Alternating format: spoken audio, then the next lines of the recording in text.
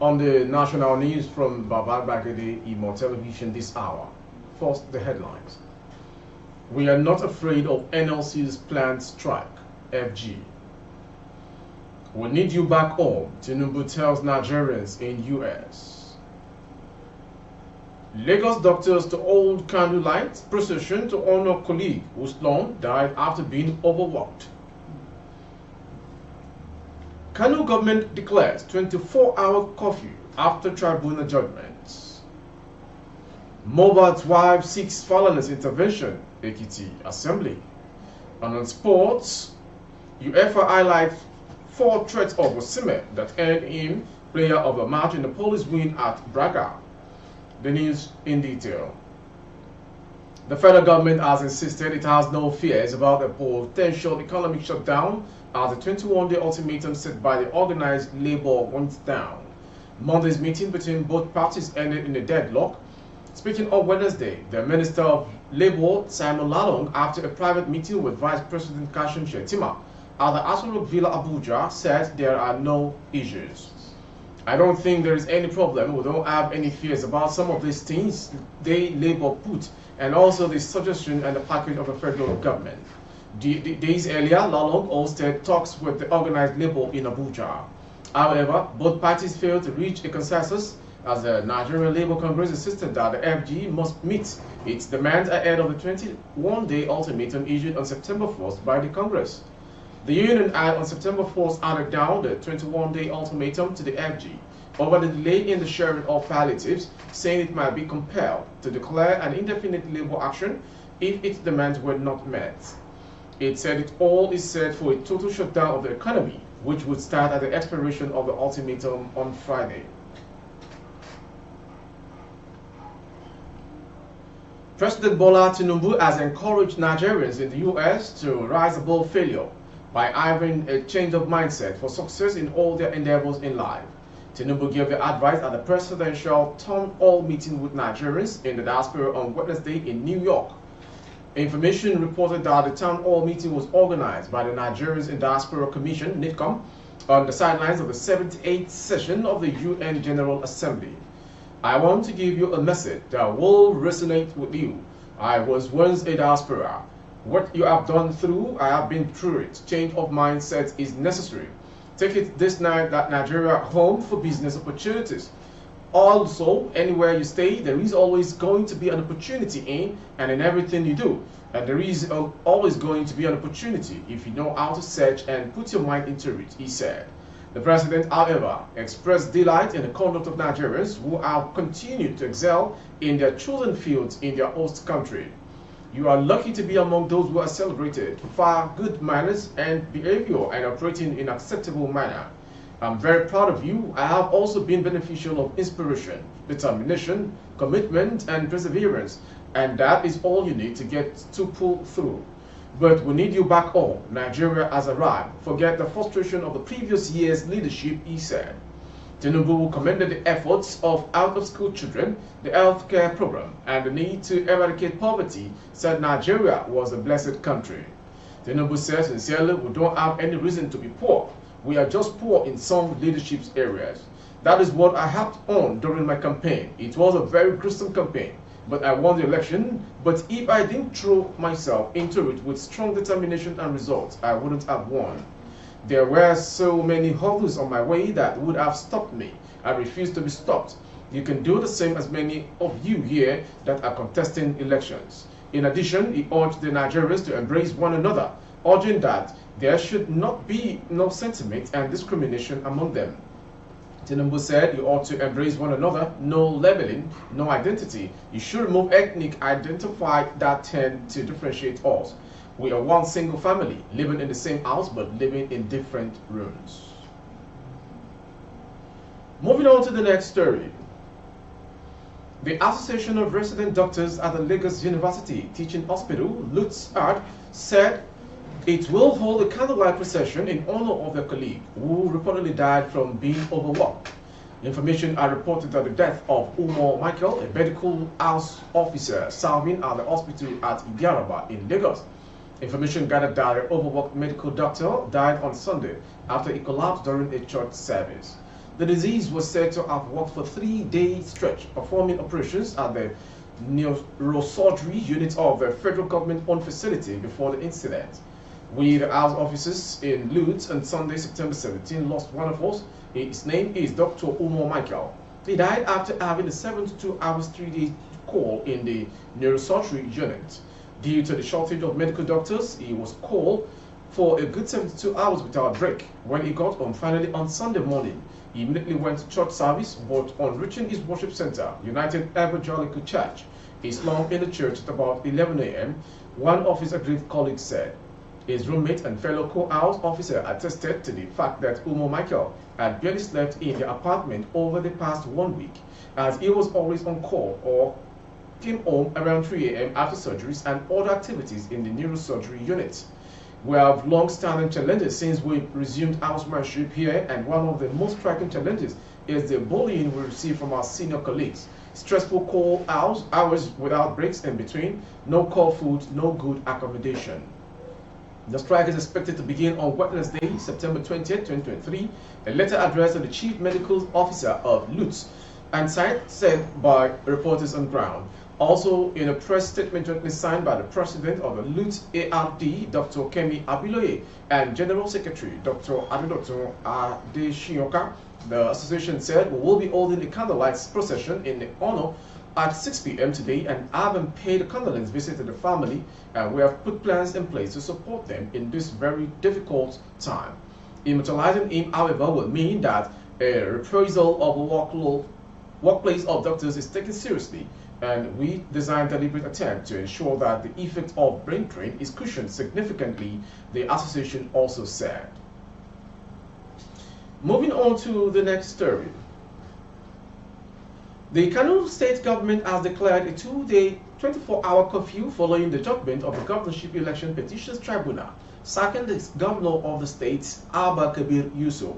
The Commissioner of Police, Mohammed Hussein Gumel, in a broadcast said a combined team of security operatives have been dispatched across the city to enforce the curfew. Gumel, in a statement, noted that the order came in response to a directive from the state government, adding that a combined team of security operatives had been dispatched across the city to enforce the curfew.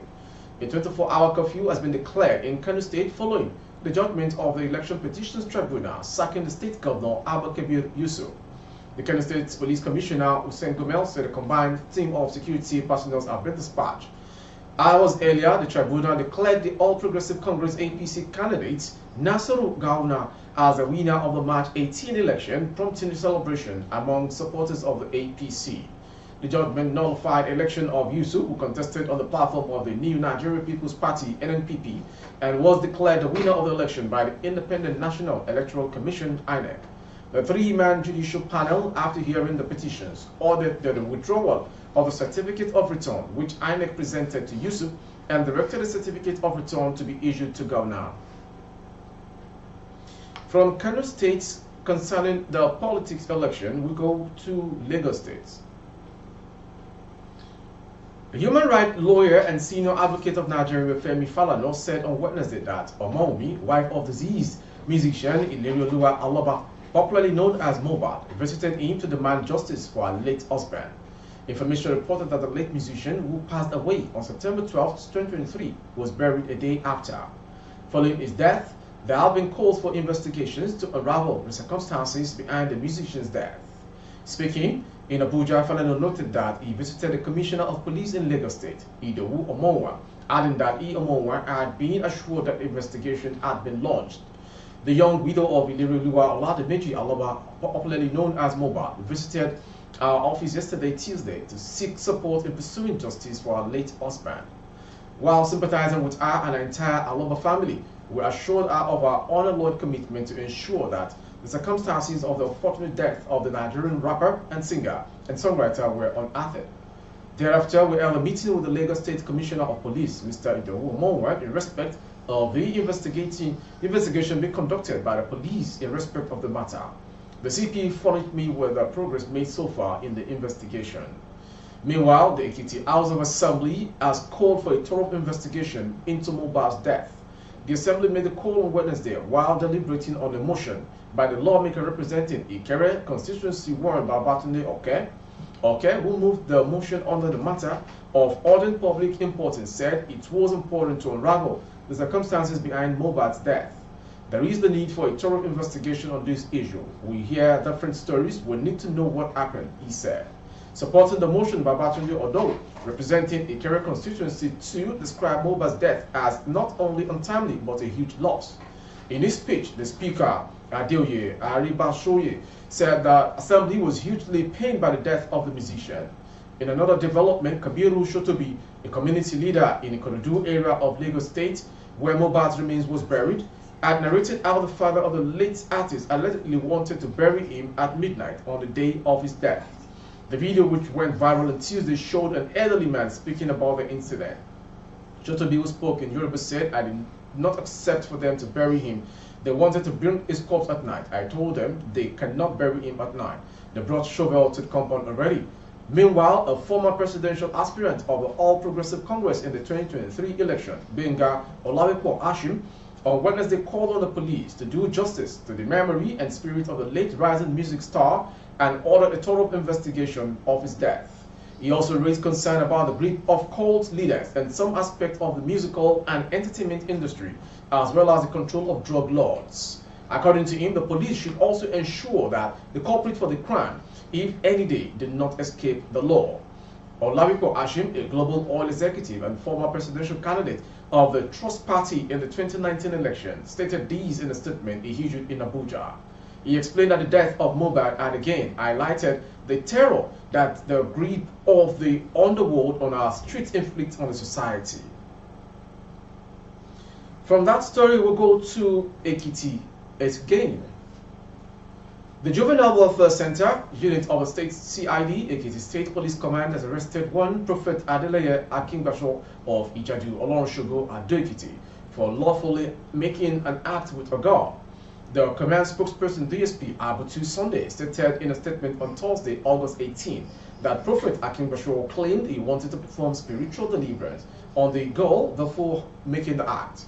Mr. Sunday said investigation revealed that a suspect, on noticing that the victim's mother had left home for a vigil in the church, sneaked in their room and committed the act, claiming that he intended to spiritually deliver the victim. He further threatened to attack spiritually if she informed her mother. The suspect initially absconded after committing the offense, but was later arrested by the police.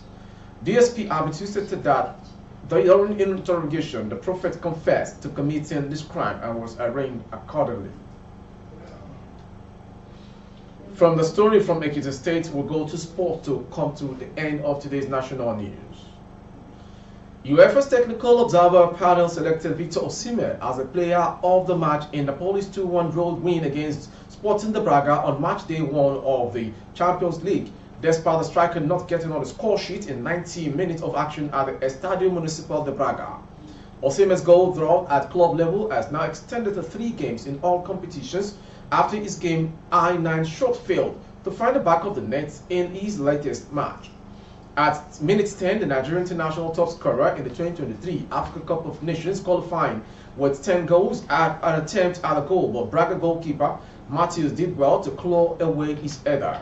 Midway through the first half, Osimhen had another chance to open the scoring, but his header went wide, and 3 minutes later, he was denied by the woodwork before seeing the penalty he won overturned following a VAR review. In the 57th minute, Osimhen's shot from 20 meters narrowly missed the target. Through and though the Nigerian was not among the scorers, UEFA's technical observer panel highlighted 4 qualities Osimhen showed during the game that earned him the player of the match.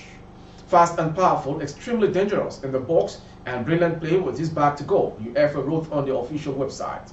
After Giovanni De Lorenzo's opener on the stroke of halftime, Braga thought they had rescued a point in the 84th minute when Bruma headed on, but an own goal by Niekate gave the Italians all 3 points. With that sports story, we've come to the end of today's national news. Before we go, some headlines. We are not afraid of NLC planned strike, FG. We need you back home, Tinubu tells Nigerians in US. Lagos doctors to hold candlelight procession to honor colleague who died.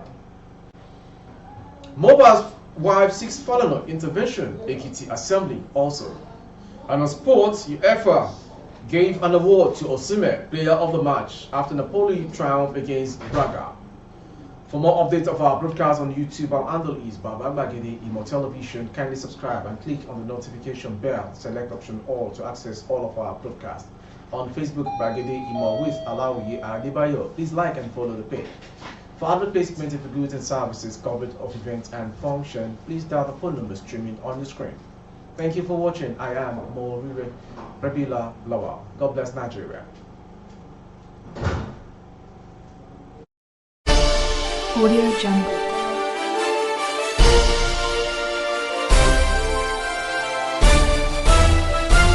Audio Jungle.